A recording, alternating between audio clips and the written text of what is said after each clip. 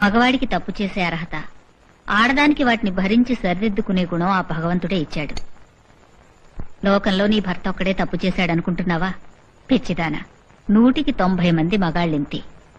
వాళ్ల భార్యలందరూ నీలాగా వీధిని పడితే దేశంలో ఇన్ని సంసారాలు చల్లగా ఉండేవా?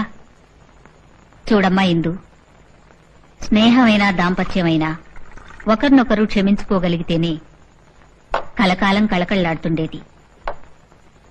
అయినా కావాలని చేయాలని ఎవ్వరూ తప్పు చేయరమ్మా. దాని వెనుక వాళ్లు చెప్పుకోలేనివి, మనకర్థం కానివి ఎన్నో కారణాలుంటాయి.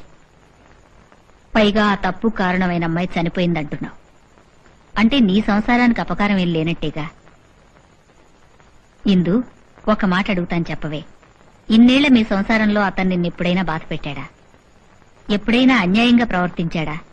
లేదే. నిన్ను నీ పిల్లల్ని బానే చూసుకుంటున్నాడు కదే.